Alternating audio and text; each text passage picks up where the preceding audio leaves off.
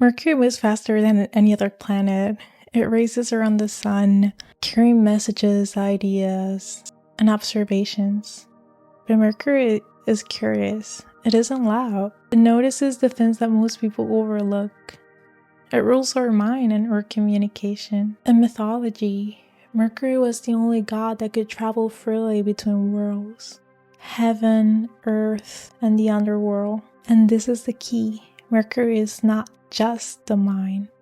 It is the bridge between realms, between thought and expression, between logic and magic, between what it's said and what it's meant.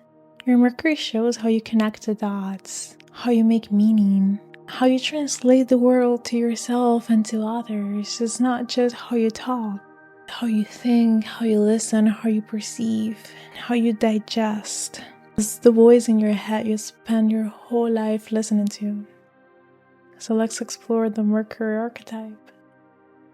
Mercury governs the nervous system, perception, language, logic, storytelling, and learning. It is the archetype of adaptation and your ability to respond to life as it comes. When something happens to you, Mercury is the one asking, what does this mean? What do I tell myself about it? What do I do with this information? And that internal story becomes your outer story, your beliefs, your reactions, your voice. They're all shaped by how Mercury filters reality. This is why Mercury is often misunderstood. It's not emotional like the moon, not purposeful like the sun, but it is vital because Mercury is the translator. Without Mercury, the rest of your chart wouldn't be able to speak. Mercury in your chart shows how you think, how you speak, how you write, how you learn. The sign it's in reveals your communication style. Are you sharp? Are you gentle? Are you analytical, expressive, creative? Mercury in Virgo processes differently than a Mercury in Pisces. One focuses on precision while the other one focuses on feeling. Neither is wrong, they just speak different dialects of truth. The house Mercury occupies shows the environment where your mental energy thrives. If it's in the 3rd house, then you might be a natural communicator.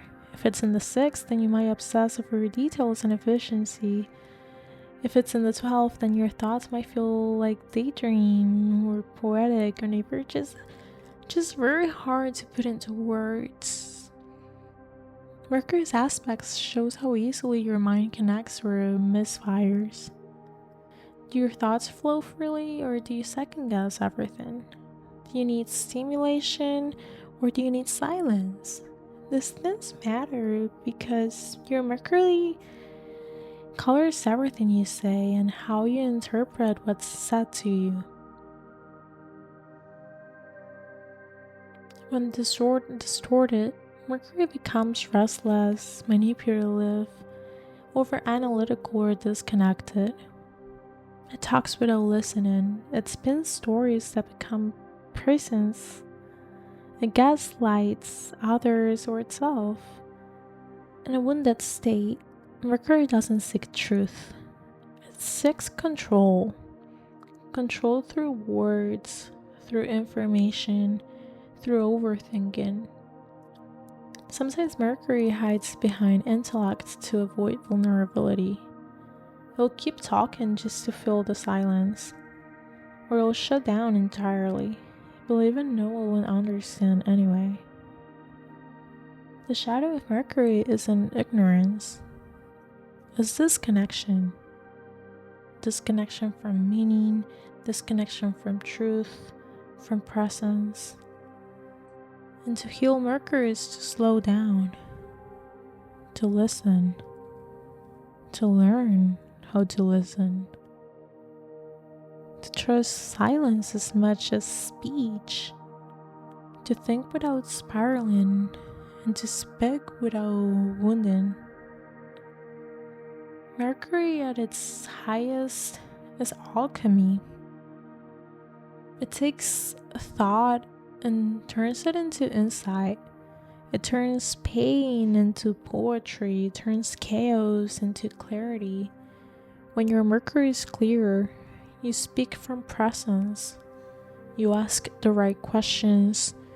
You make people feel seen, not just heard. Mercury is magic and motion.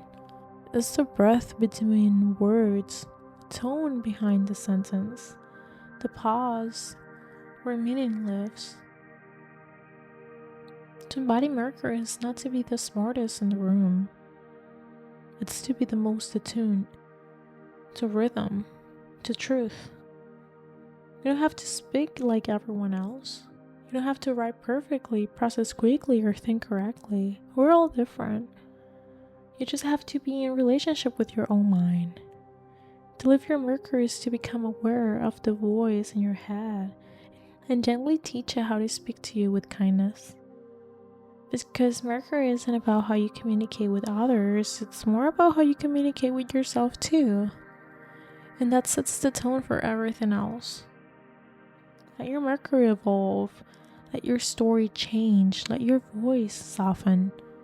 Let your mind become a place worth coming home to. You're not just a receiver of information, you're a messenger. And your voice, whether quiet or thunderous, simple or layered, it's part of how consciousness expands. Speak, write, think, share.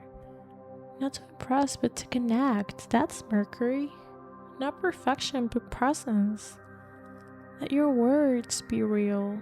Let your silence be sacred. And let your mind be yours again. This is Geo, and this is Astroptimism.